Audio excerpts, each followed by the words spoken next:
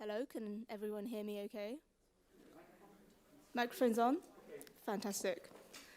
Hi everyone, thank you so much for coming, and thank you especially for coming today at 5 o'clock on a Saturday and being here with us. My name is Shuwei Fang, and I am the Senior Program Advisor to the Expression Program at the Open Society Foundation's OSF. OSF is a global philanthropic organization, and on the Expression program, we focus on supporting media, technology, arts and culture using a different suite of tools such as grants, investments, campaigns, advocacy, and strategic litigation. So before we start, I just want to give a very warm welcome to our wonderful panelists and just introduce them very briefly right now. So over at the end, we have Anya Schiffrin, who is the Director of Technology, Media and Communication Specialization at Columbia University's School of International and Public Affairs. Right next to me over here is Janine Warner, who is the co-founder and executive director of SembraMedia. Janine is also a Knight Fellow of the International Centre for Journalists, the ICFJ. And then last but not least, we have in the middle Padania, who is the director of the Macroscope Consultancy. Samir is a former colleague of mine at OSF, and he has spent the past decade assessing on behalf of and advising a suite of different philanthropies, governments, and other bodies on many, many issues, not least most recently on how to support the public interest journalism ecosystem globally. So before we dive right in, I just want to frame and reiterate why we're here, why we're in this room having this conversation right now.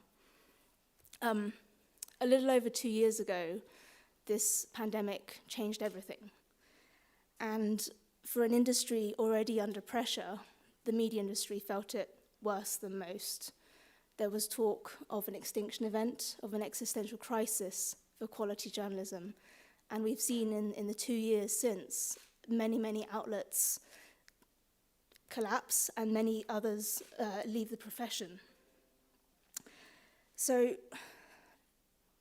there is now underway, and there is forming, a new economics of media and a new operating system of media.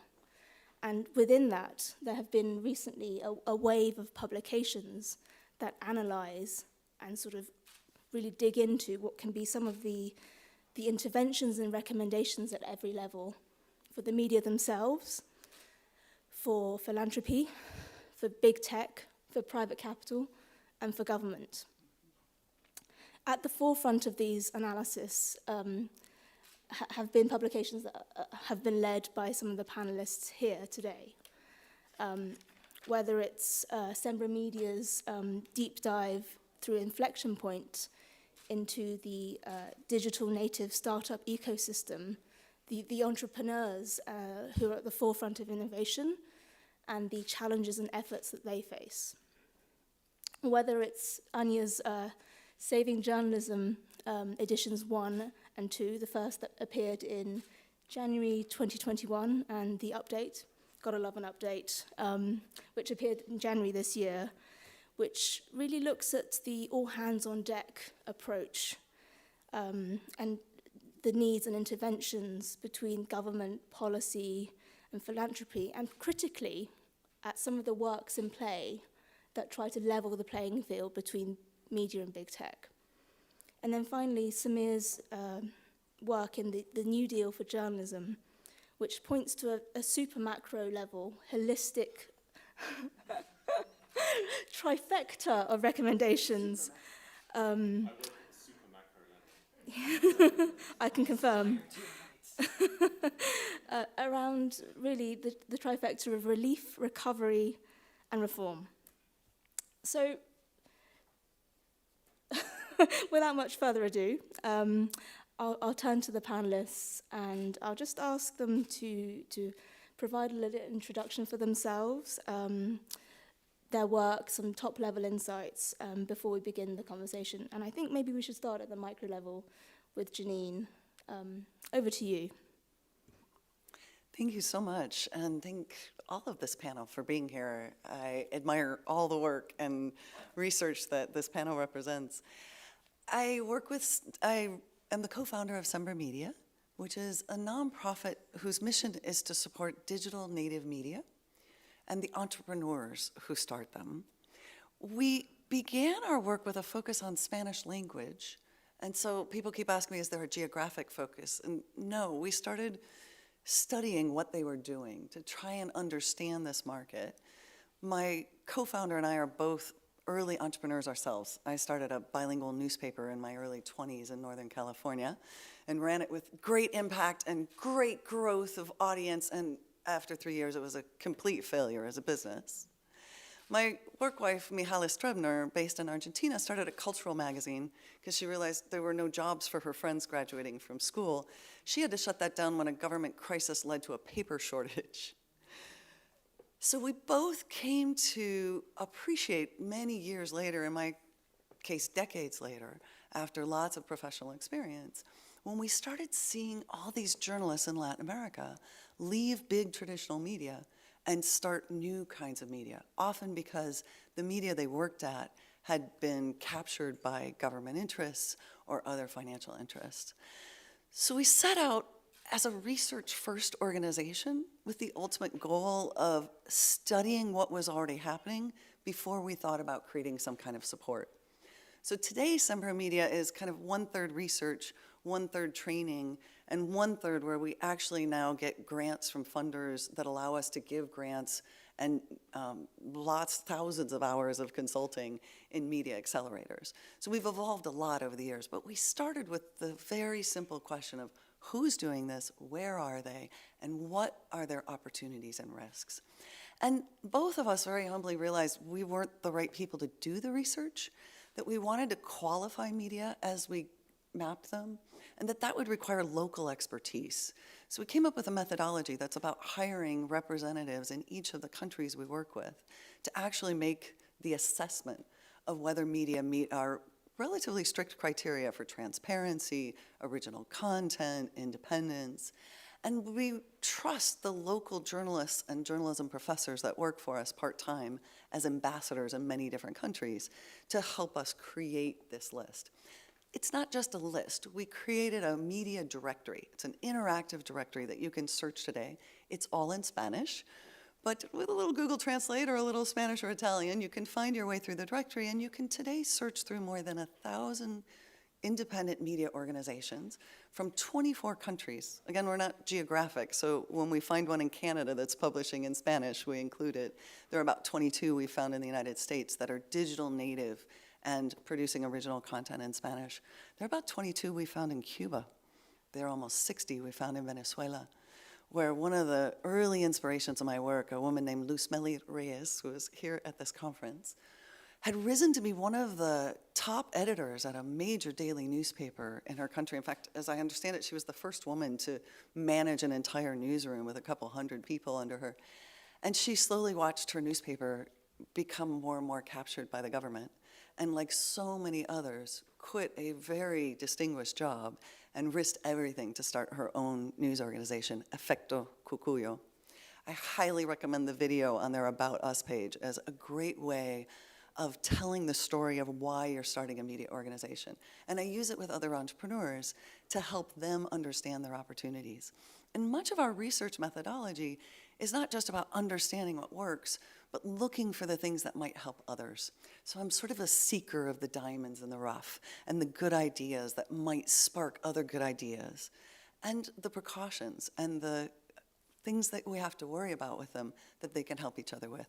So today we have journalists from Cuba working with journalists in Nicaragua, and my friends in Nicaragua who have recently seen legal changes make it much, much harder for them to publish news of any value or to receive outside support. Tell me that the Cubans who come and help them are coming from the future because they understand what their lives are going to be like. This is what SembraMedia is about mutual support among entrepreneurs. But I'm on this panel because I'm a research-first social doer, and we, along the way, in addition to this directory, which I would say is a very horizontal look at more than 1,000 media, about 20 filters you can use to search by revenue types and country and team size and things like that. We've also done some very deep dives in 2 reports. The first one came out in 2017 and was a deep study of 100 digital native media in Latin America. And we torture them mercilessly in our interviews. In the most recent study, we literally asked 500 questions, and if you said yes to enough of them, there were 600 questions. The interviews took 2 to 3 hours. But at the end of that, we were able to look at very specifically how they're making money, how much of it came from Google Ads versus programmatic advertising, how much of it came from grants from private foundations versus corporate foundations like Google or Meta, formerly Facebook. And those kinds of insights only come out of a really deep study that takes a lot of people and a lot of time. Again, we use the same methodology. We send local journalists to do local interviews in language with the entrepreneurs. We hope that that helps a level of trust. When we do deep studies, we keep that data locked down. We take their privacy extremely seriously, and we only share aggregated, anonymized data. In the directory, we're more public-facing, and you can actually read profiles of the media and see a lot of data about them. So over the last 6 years, we've gone from building this directory, and the first couple of years, people were like, what are you're building a directory, why? So, well, if you make a list, it'll be outdated tomorrow. It's gotta be a living, breathing research project. And our team of ambassadors is constantly updating that directory. So today, I believe there's about 1,046, maybe there's 48 now, but you should also know there are about 200 that we've taken out of the directory, because if they stop publishing for 6 months or more, we remove them. So it's a very dynamic space, and it's really designed to make these media more visible to each other. Our first focus is entrepreneurs helping entrepreneurs, and then also funders and others who might be interested. We hope that this helps make them more visible and easier to identify. And then ultimately, we've been astounded by how many academics use our research in their master's theses and other things that they do. So that foundation of research has a body of knowledge that informs our training, informs our consulting services, but it also became the foundation for what I call today a network of networks. And in each of those countries where we have ambassadors, they have WhatsApp groups or other ways of communicating with the entrepreneurs in their country, and I stalk a number of them. They're fascinating. They ask each other questions. Do you know somebody who can do this? Do you have a tool that could help with this? They celebrate each other's awards. They fight out of their weight class. So many of them, little tiny newsrooms. And you have to understand, because we work with such a broad range of media, if you've seen our reports, you know we break them into what we call business maturity tiers. So at the first tier, we find volunteer-run media organizations that literally have 0 in revenue. When we ask them what they invested when they first started, somebody literally answered $7.95. I believe that was the cost of the domain name. Like, that was the startup funds that this entrepreneur had. But at the higher tiers, we see some of these media now earning millions in revenue every year and attracting millions of people in their audience. So by breaking them into different levels of maturity and studying deeply how they earn revenue, what their threats and opportunities are, we've started to be able to do recommendations based on, well, if you're a little tiny media just getting started, then training events, consulting services might be the side hustle you need to support yourself and your fledgling team. If you've got more than 1 million page views and you're still doing Google AdSense instead of programmatic, you're probably missing a huge opportunity in advertising revenue. And that research informs all of the training and all of the consulting we do. So I just want to close by saying, again, this is not me. This is an organization that started with myself and Mihaly Strebner in Argentina. We now have an operations team of about 15 people based in Buenos Aires. We have nearly 20 ambassadors working part-time, but many of them have been with us for more than 5 years now. And on any given day, we have close to 100 consultants working on training projects, consulting projects, and others all over the world. And the big news, and part of why I'm here this week, is because of the methodology that we have, and because we've now done research beyond Latin America in our most recent inflection report, which was published last year, we also studied media in Africa and Southeast Asia. In talking with funders about mapping more digital media, we were recently invited to map digital media in all of Europe. And yesterday we put out a call for 43 researchers, one per country in 43 countries. We have a project director and 3 regional directors, managers that will help manage that. And over the next year, we aspire to create a similarly searchable directory. The directory will be published in English, but the interviews will be done in local language by local people. And we hope that that also helps bring greater visibility to a growing group of entrepreneurs in Europe who also need the kind of support that ultimately we believe our initial research helped many of the entrepreneurs we work with to receive. So we have many partners on this. We're partnered with GFMD, EJC, IMS. Funding comes from GNI on this particular project. But we are really excited to expand our knowledge base now in a whole new market. And I welcome anybody who wants to recommend researchers in the area that is on our careers page at SembraMedia.org, and we'll be sharing it through our partners over the next couple of weeks as we recruit researchers. So I'll stop there. Happy to answer your questions. I know we want to make this interactive. Thank you so much for your time. Thank you so much, Janine, for taking us through the sort of setup of SembraMedia and some of the methodology behind Inflection Point. I just wanted to point some of the audience and the other panelists to some of the fascinating findings that was in your most recent report. You know, that a third of the income that of the 200 digital native startups that you surveyed, in terms of business revenue, almost a third of the revenue was from grants, and that was the most significant portion of revenue. Compare this to 16% in 2016, which really shows the trajectory of the industry. That's very astute, and if I might, it really did surprise us that it had jumped up that high. I will say advertising was a relatively close second. Across our entire media directory of 1,000 media, advertising is still a little higher than grants, but the media we selected for that Inflection Point report are particularly social serving, civic serving, democracy supporting, and more likely to receive grants than some of the others. But it still surprised us to see it go from 16 to 33%. And it definitely, there was a dramatic uptick in that 600 in these 600 questions. I'm a little jet lagged.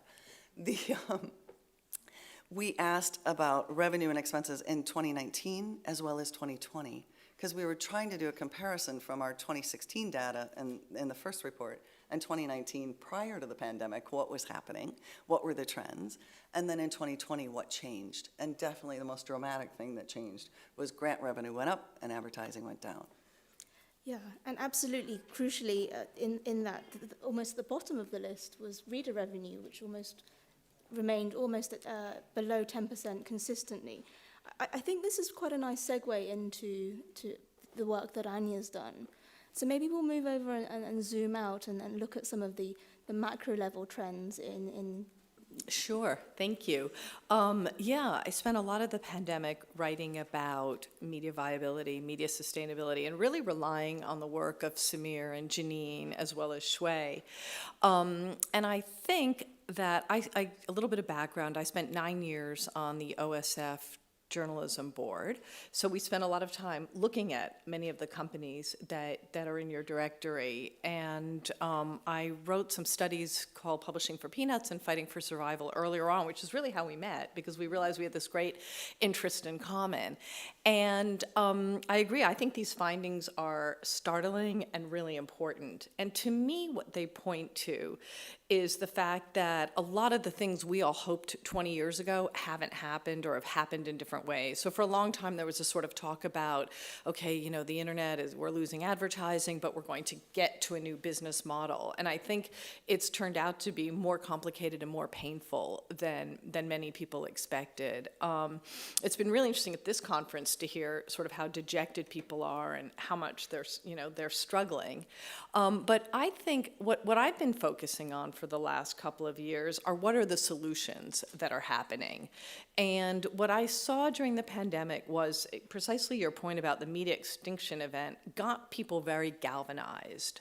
And so what I've been mapping is what did people, what did different governments and foundations and companies do once they realized the extent of the crisis.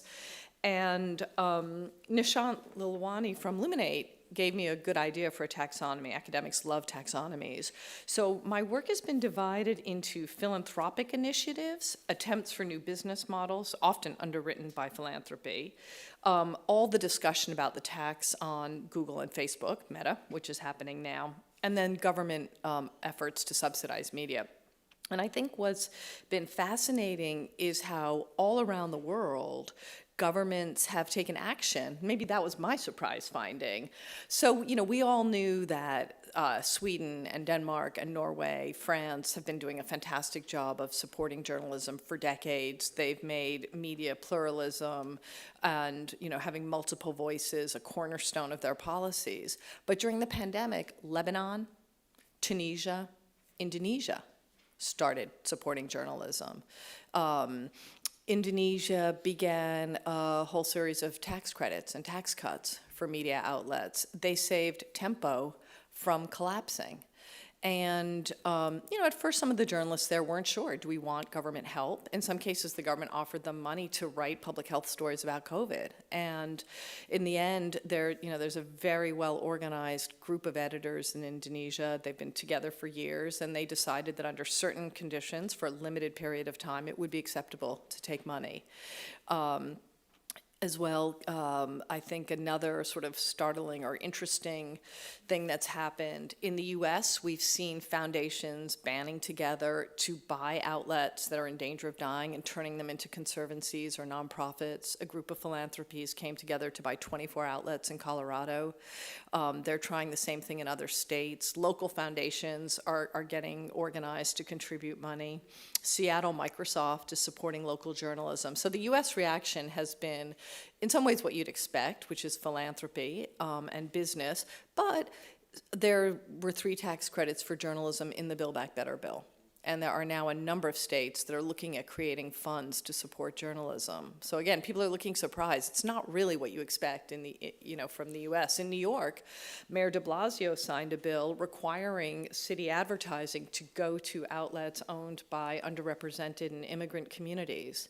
Now, all of us who've spent time looking at media capture, I have edited 3 volumes on that topic, know that state advertising can be incredibly risky. But in New York, it has helped enormously. So, the Haitian Times is now getting tens of thousands of dollars in advertising. They used to get 200.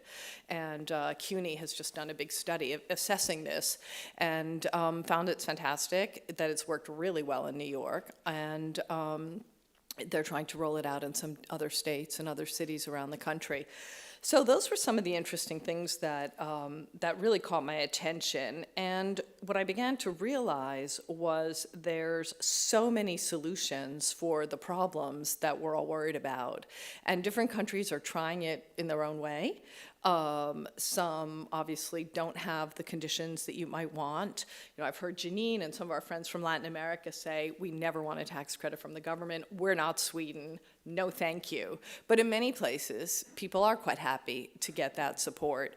Another really, I think, important thing that happened was the Australian News Media Bargaining Code. And so what happened in Australia was very different from what's happened in other countries that have tried to get Google and Meta to pay for news, because instead of using copyright, which has been the normal route, especially in Europe, it was the competition authorities who came in. And what they did was they passed in February 2021 the Australian News Media Bargaining Code. And what it required was for Google and Meta to negotiate with the outlets whose news they use. And if they couldn't agree, then the government would step in with the government-appointed arbitrator. And the tricky thing, people always say, oh, this is too technical, but it's really important, is that if you go to government arbitration, you have to do what's called final offer. You have to make a final offer. And that means, in America, it's known as baseball arbitration. It means that you have to come in with your very best offer, so it reduces the sort of power discrepancy. If you have a huge Google and a tiny journalism outlet negotiating, it's going to be really difficult. But if you both have to come in with your best offer and you know that a government arbitrator has your back, you're going to get a better offer. So this was super controversial in Australia. Rupert Murdoch has between 60 and 70% of the market share. A lot of the smaller outlets were very worried about this whole thing as just giving way more money to the Murdoch-owned outlets than to anyone else. Google and Facebook played very nasty. I think Facebook even cut off Australia from news for like a day and a half. They put in a huge amount of lobbying, but it came out. The law happened, and no one's had to go to arbitration, and hundreds and millions of dollars have been given to outlets all throughout Australia. Not everybody, it's not a perfect law, but it had a knock-on effect because other countries like Senegal, Canada, South Africa, Brazil said, we're going to copy this. So Canada's actually voting next week on it, and they've made some really important modifications. For example, we don't know, when Google News Initiative gives a grant, they'll put that on their website, but these deals are not, nobody knows how much money the outlets are getting. And no one knows what they're doing with that money either, right? Are they going to do stock buybacks? Are they going to just spend it on something else? They're going to raise executive salaries. So Canada is probably going to require transparency. And I think there's a lot of ways. I think one thing that's really important to remember about all of this is that we have to iterate. So, Australia's law wasn't perfect, but there's no reason that another country couldn't do that same thing, but say, hey, we have to know who's getting how much money. Whoever gets money needs to spend it on hiring local news reporters, for example. If you get a tax credit, there can be a clause saying you shouldn't have a paywall, or you should hire local news reporters. And of course, there's questions about, there's no reason you couldn't take off a little bit of it and maybe give it to a pot for smaller outlets, which, Sweden's done, right? You have small funds for local journalists.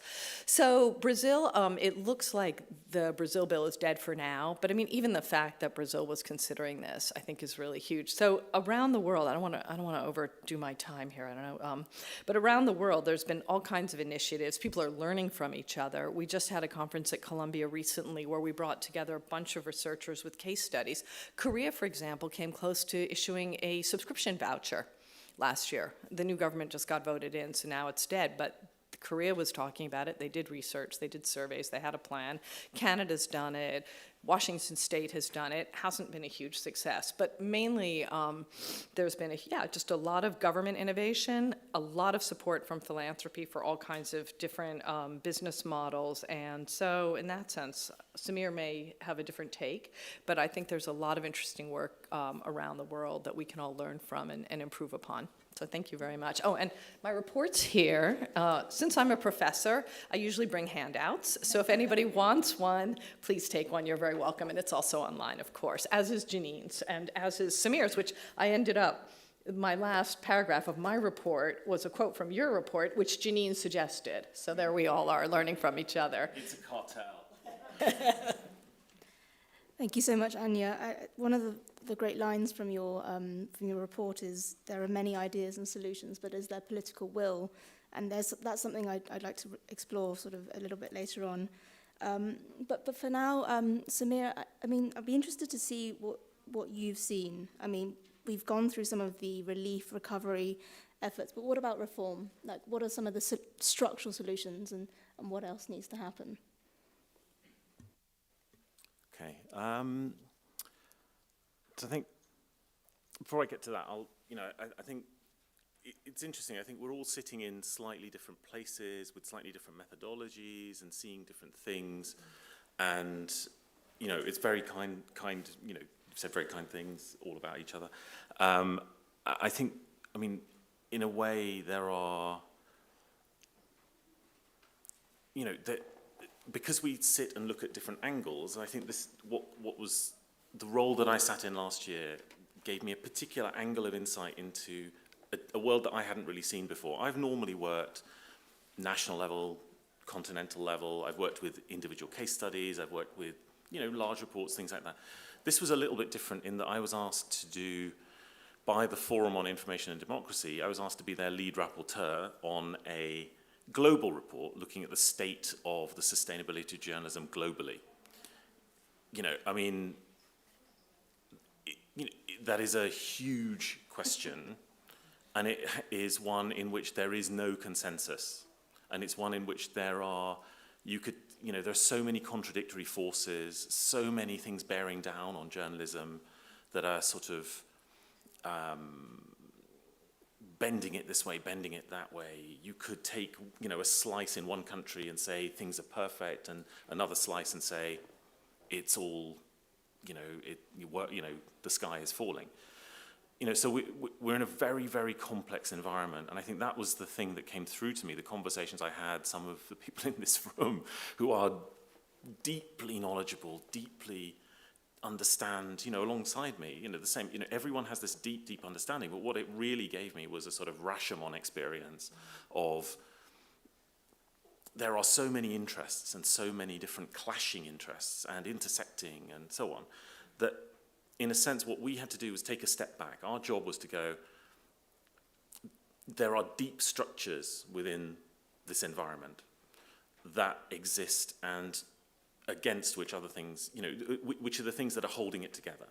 And I think that's where we tried to focus, to your point about reform.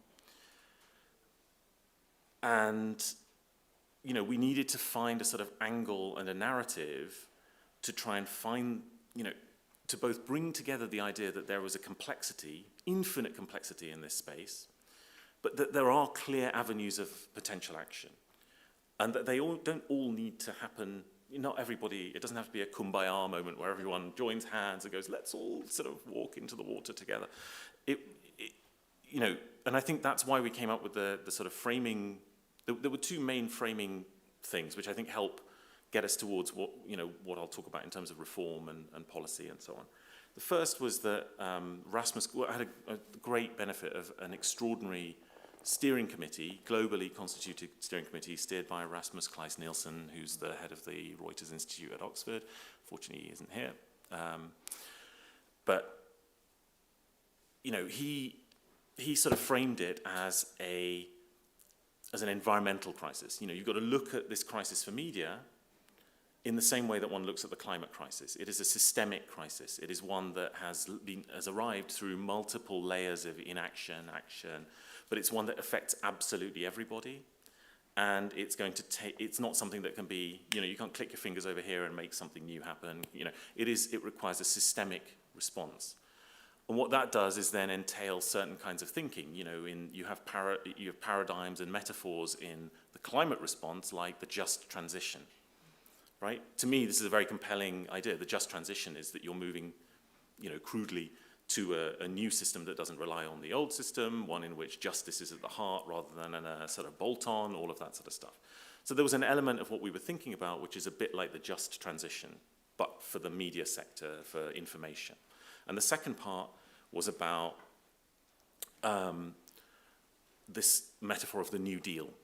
So we took the New Deal, and yes, everyone wants a New Deal. There's the blue New Deal, the green New Deal, all of the New Deals that are out there. But I still think people choose it because it's a powerful metaphor, because it represented a particular kind of ethos and methodology that said, this is a multi-layered process. It's going to take a long time. We're going to need things happening at the very, very micro level, the individual outlet level. We're going to need things happening at the governmental level, at the philanthropic level, at the community level, et cetera, et cetera. This is not any one single person's job, that this has to happen at all levels. But then we did conclude that obviously, as with the New Deal, the underpinning of this is a responsible, democracy-respecting, freedom-respecting, rights-respecting government. So this was what I think where we ended, in a sense, as our first sort of base camp. And I think this is something that has not been a comfortable thing for many people to reckon with. And I think governments themselves are not particularly comfortable with it. I think many actors in the spaces we've heard about, and Anya's talked about some very interesting about turns that have been done by governments, and so on. So I think that's one. This has been a Gordian knot in the space that had to be cut at some point. Somebody with big money, big responsibility, the ability to affect taxation, and give incentives to, you know, allow organizations to take different kinds of corporate forms, things like that. You know, you needed somebody who had that power to step in. And you also needed somebody who was responsible and accountable for you know, for media freedom and for those aspects to be on a national level responsible and to take responsibility for it. So I think that there was this sort of twin thing. You have to have the freedom and you have to have the funding and the control over money. And I think that was the sort of bedrock of where we came from. And this was something that the entire Global Steering Committee bought into. Everyone felt it, from, you know, people who were thinking about sort of, you know, community journalism and independent journalism in Mexico, to South Asia, to Sub-Saharan Africa, to different parts of Europe, to the US, wherever. So I think this, you know, there is a sea change in how people are thinking about it and feeling about this issue. I think the thing that I think is shifting, and, you know, I realize I'm not talking specifically about policies. You asked me to talk about specific policies, and we can, you know, we can get there in a sec. But I think, in a way, the prelude to this is something important to pin. But you can stop me and tell me if you want to go back to policies if you want. Okay, I'll try and be quick. So I think that there are shocks. We've talked about shocks, right? COVID. We had 2008 financial crash, since which, you know, since when there has been, you know, things have intensified progressively. You know, COVID, we've got war right now. You've got long-term trends that are getting worse and worse and worse. Inequality is getting worse and worse and worse. Inequality among genders, between, you know, spatial inequality in terms of between different parts of countries. All of these things affect and are affected by the media. And then, you know, you've got change movements that are looking for, you know, that are dissatisfied with the way that things are going. So it's not about preservation of an order of media that exists. It's we need a different media as well, because we've been ill-served. Society's been ill-served. Communities have been ill-served. So there are multiple forces that are pulling things in different directions, which is why this idea of a New Deal was what we came up with. You're going to need multiple compartments and layers and places that this is happening. I think the thing, you know, I'll conclude by, you know, sorry, I'll say, you know, there are, in the New Deal report, and you can look at them, you know, I can run through a few of them very quickly. You know, we looked at, you know, the fact that journalism was designated an essential service by many governments. You know, this was a really, really key moment in the pandemic. You know, it hadn't been done. Also in Australia, it was done because of natural disasters. So, you know, you've got this thing where even the governments are realizing this is important, we have to say something. But then you've got, you know, different funding mechanisms being offered in some places. You've got taxation changes, as Anya has talked about. You've got finance ministries beginning to change the way in which things can be accounted for, and companies can have a charitable status, things like that coming forward. And then you had, you know, and there's a range of different things. If you know, I would strongly recommend you read my 80-page report. But Me too. The two readers are here. But I think what has happened since then, I think at that point there did seem to feel, to me, I think a big growing consensus. The report and many others like it, you know, they're endorsed by multiple governments, you know, democratic governments. The US Summit for Democracy had as we talked about yesterday, the International Fund for Public Interest Media was given a sum of money. So I think, you know, there were signs that this was beginning to be the direction of travel. There was a coalition among democracies, among freedom and respecting people and democracies and governments. You know, this is a crucial part of democracy, and if we don't work to save it and we don't come up with structural solutions to do it, not, you know, a bit of funding here and a bit of an innovation fund there and a sprinkle here and a sprinkle there, but something structural, consistent, sustained, and strategic, then this is not going to work, and we are going to be left in a far poorer place collectively. However, I think where we are right now is a very dangerous moment. It is both a very clarifying moment and a very dangerous moment, or a potentially co-opting moment. You know, we have a war, we have one in which the role of disinformation and journalism and all of these things is absolutely front and center between, you know, all of us can see it. We all know, we've all discussed it, we see it every day. But I think there is a risk, it's not an overwhelming risk, but I think it's not like an unprecedented risk, that that this whole thing could get co-opted. You know, people will be offered, there will be money available, but it will be related to information warfare, to the battle between democracy and evil, and, you know, this sort of thing. You know, we had reached a point 3 months ago where it was about independence and resilience and viability. Those are the key values which underpin the ability to push back. But I think that's the one thing I would say that my worry, and the reason I'm not, you know, I don't think it's necessarily, you know, my observations are really rooted in this trajectory, that, you know, we had a period of hope, and I think right now there's a period of deep uncertainty. That's my take. Thank you so much, Samir, and thank you both to you, Anya and Janine. So I think before handing it over to the floor, I just want to sort of repeat maybe one of the questions that Samir raised, really that the analysis here points to systemic challenges, right? And so the question now is, donors tend to be whimsical, governments require political will. So how has the Ukraine crisis really changed things? Is there political will? And beyond the sort of fight against disinformation, how would journalism need to prove its worth in and of itself? And the subtext to this question is, do we really have to do this again? Question to all of you, and I think, Samir, you got... So one more observation, and to somebody, I'm sorry, I can't remember who it was who said it to me, because I would like to credit them, because it was an observation that they made to me. I think it was, actually, you know who it was? It was Fatima Farag, who said to me yesterday, we were talking about this funding issue, and we were talking about money that's available in different kinds of money and financing that's available for different things. And we talked about the money that goes through grant funding and things like that. And I know that some people are not desperately keen on grant funding and everything else, but I think, you know, it is a key strut, as we were talking about, at the level of those who are not able, because of the market and because of other factors, to sustain themselves, despite the public value and public benefit they bring. And what she said was the amount that we're giving is predicated on the amount that grant makers and governments and others are giving is predicated on survival at the moment. It's not predicated on winning. You know, do we want to win? And it was a really interesting question. And it just made me really stop. And I think that's one of the questions that I think, in a sense, when we're talking about structural solutions, do we want to win? You know, that's what I wanted to add. I love that line. Do we want to win? I love your metaphor about the environment, too. I think if you think about planting native plants in your backyard and recycling is kind of the grassroots way to make a tiny contribution, but we all know that that's not going to save the planet.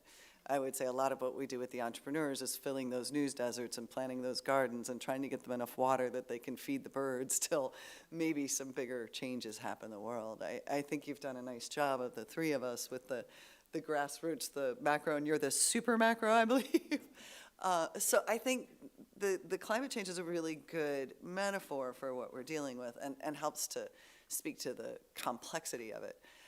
I had a slide in a presentation last week at the International Symposium for Journalism that got a laugh because the first side is an arrow straight up and to the right that says, this is the path to sustainability everybody's looking for. And the second side had a line that kind of went like this and said, this is the one we're finding in our research.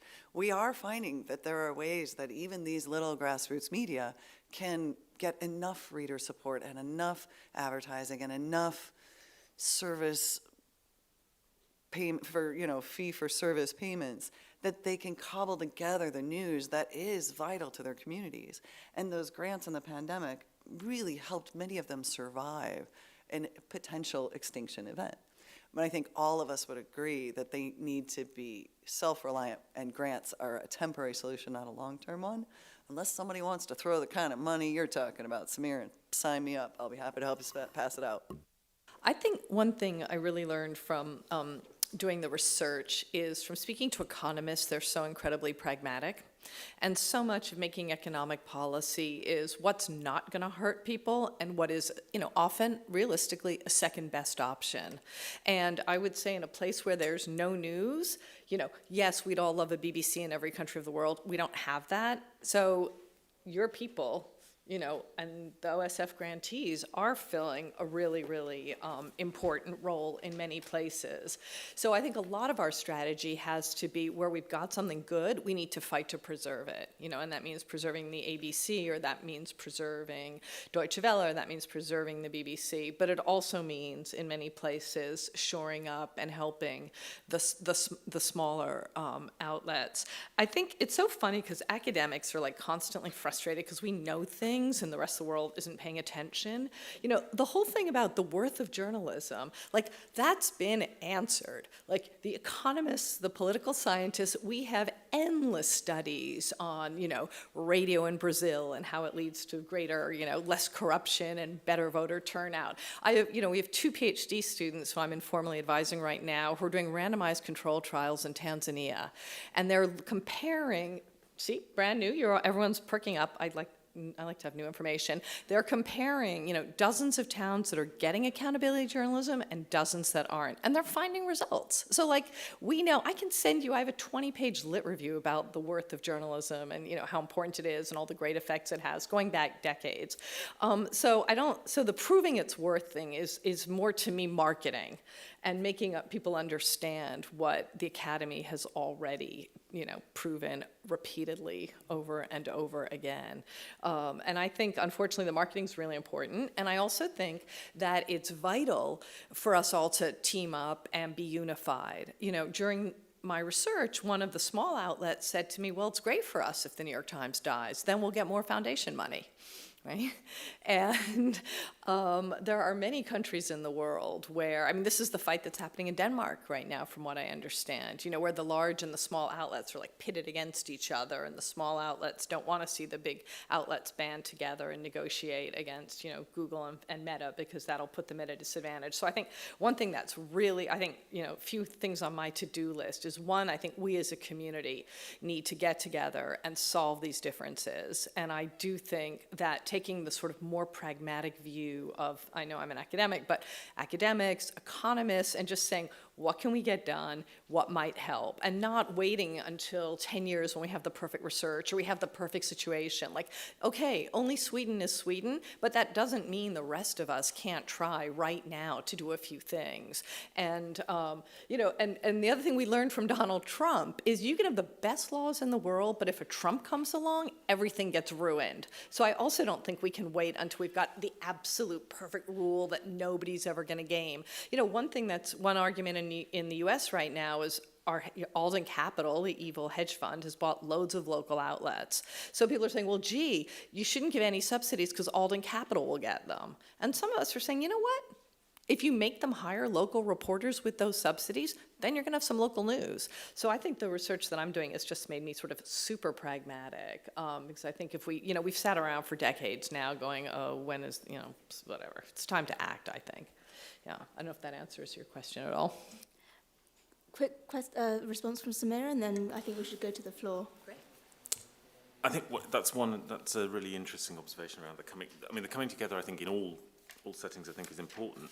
I think one of the things that, as that sort of competition regulation angle, the Australia situation, which is rippling around the world, including in the UK and wherever else, that the sort of casus belli, whatever you want to call it, in Australia was diversity. It was the small and independent and whatever. They were used as, in a sense, the stalking horse for the regulation in part. So I think that, and then at the end of the outcome wasn't that. That's certainly, they were completely left out. Can I interject? My husband, who's an economist, says it's only the big companies that say, hey, you've got to worry about the small ones. That becomes, Google and Facebook, use that against regulation. Yeah. So you have to be careful who's saying that and what their motives are. Sometimes they do, and sometimes they don't care. And I think that's exactly right. I think it sort of, it blindsided the smaller, independent, plural parts of the sector. I think one of the things that, I've been doing, others been doing, Anya's been doing, anyone who's working on this is sort of pressing those regulators who are considering this to say, what are you regulating for? What's the outcome you're regulating for? If you say you're going for diversity, if you say you're going for plurality, you're trying not to have monopolies in the market, you need to make sure that there is some sort of, like you say, some sort of carve out or whatever it might be. And I just wanted to read one very quick thing, which is Robert Picard. I don't know if you're familiar with Robert Picard, but so this is from a paper. He's an economist, a media economist. When considered by economists and others with significant understanding of economics, most of what journalists and journalism scholars think they know about the economics and journalism and news provision is warped or erroneous. This is partly because few on the journalism side have formally studied economics. Their understanding of journalism economics is anecdotal and often framed by those with narrow perspectives based on their own self-interests. This leads to significant misconceptions through what John Kenneth Galbraith called innocent fraud. The lies we tell ourselves that create a gap between conventional wisdom and reality, a fraud that is innocent because we feel no sense of guilt about it. And I think it's a sort of super interesting observation about a lot of the discussions that are happening around economics, and I think you're absolutely right to sort of pinpoint this as a kind of real fault line. I think, there really is, I think the interactions with governments and so on, I think what it's pointed up in certainly the work that I've been doing and others I was interviewing and talking to, they were saying actually the real challenge in getting to structural reforms is being able to show governments the numbers. I think this is why the sort of research that Janine and Midge and their team have done, is a stepping stone. All of these things are sort of stepping stones to building the visibility of the public interest sector, to building, data that pushes towards proof, that begins to show that it's unignorable and it is forming part of the creative economy and part of a public value and benefit and so on. But I think actually part of the reason that we don't get purchase is because we don't have data. We don't have proof. We don't have the kinds of research that you're talking about, and it's not marshaled in a way that is brought to bear on the people who are making decisions and directing money flows. And there are people who are trying to address that, as you're saying. So I think, that is a positive change, but it takes time. So we're just starting a research project with Taylor Owen and Emily Bell, where we're going to look Anya, at can I government ask you to policies park that? across countries. We actually only those have are- 5 minutes, to and take I wanted questions? to take questions. And I think this is a good point at which to hear from any in the audience, especially, publishers, media entrepreneurs, to speak to some of this sort of more structural change, the level at which it affects you. Does anyone have a question? Or an observation or a challenge. I have a challenge for you, Steve. You're assuming that governments are goodwill in a lot, well, maybe not, but it seems like some of the comments that in some parts of the world, it's an active battle.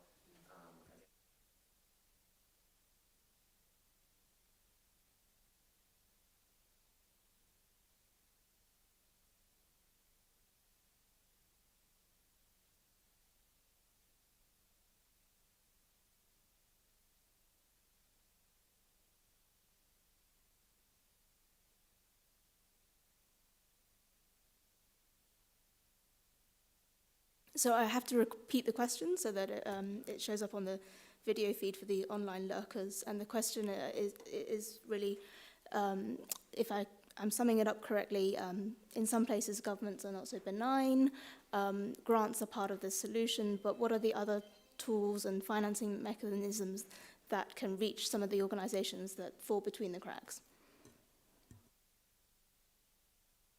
I'll just, because Anya brought it up, when you work with journalists in places like Cuba and Venezuela, government support is just not an option.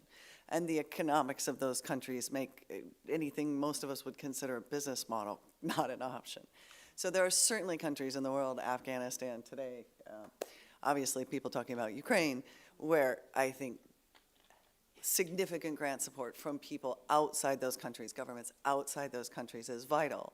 And although it can be controversial for them even to take funding from the US government or other European governments because of the perceived conflict within their own countries, it absolutely is making a kind of journalism possible in those places that aren't.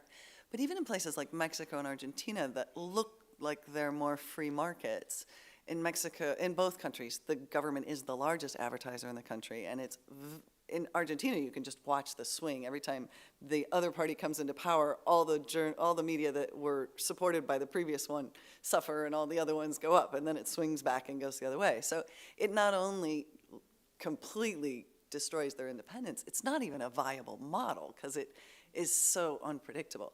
But I want to really acknowledge that this global fund and this global move to bring money to media all over the world is, I think, one of the best trends out there.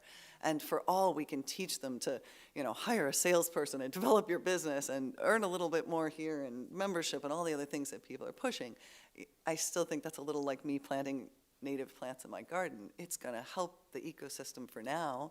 It might help those birds survive and not go extinct. But there are bigger needs at hand. And I think some of the things you're researching are really exciting. And I would also say, my friends in Venezuela want to believe that they won't always have this government. And if we can start to think about the day that that government might change, some of these models and some of these systems that are happening in other places could quickly get adopted into some of these countries, that's another reason to be hopeful that some of your research could eventually have impact even in the countries that you and I know today nobody would recommend government support as a move toward independence. I mean, look at Indonesia. That was a dictatorship, right? Look at Tunisia. There are lots of places. One place, a country we love, Spain. Things can change. And then they can change back again, right? But absolutely. I think the other, I mean, you're right. We've talked about this before. It's not. There's no.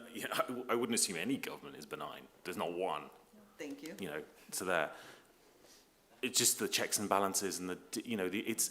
I think the question, and I think this was why another part of the sort of New Deal thing, and this is why that lens to me was a bit like mind blowing in a sense, partly because there were so many different angles and so many different pressures and things like that, it became, if you look at it one way, what's critical is the health of civil society. If you look at it another way, is the integrity of the financial infrastructure of a country, the level to which illicit financial flows are tolerated, corruption within financial institutions. You talked about lending. Lending is something that is not available to media businesses a lot of the time, particularly small to medium ones, because there aren't any benchmarks for like high street financial institutions to use. You need specialized products for them. You need, there's all kinds of reasons. Another example, I mean, you talk about specific ways of getting things into countries. There's one country I know of, let's call it country X, and they have the only way to get money into media organizations in that country is by awarding them contracts, commercial contracts that are for some service provision, right? Okay, I mean, in the sort of Soros, early days of like Soros and so on, it was driving a car over the border with money stuffed into the... Smash. Oh, sorry. No, you know what I mean? So it's like things change over time. Photocopiers. Yeah, and all Xerox sorts of different machines. things. Amazing kind of creative. Right now, though, I think the biggest shift that could be coming is around that sort of commercial. It's counterintuitive for somebody like me who's worked a lot in non-profit and everything else. But I think the involvement of big media businesses, conglomerates. I think of investment. We think of the Pluralis Fund. We think of things like this where there is that philanthropic and other money is used to underpin commercial know-how, expertise, the ability to make investments that are genuine investments. I think that there's a lot of possibility in there. The work that MDIF is doing, I would be curious from you all. There are some of you in the audience if you have thoughts on this. I'm afraid we're going to have to leave it till the corridor for discussion. I think this is all we have time for, folks. Thank you so much again to the panelists, for you guys for turning up, and we'll take the conversation outside. Thank you. Thank you.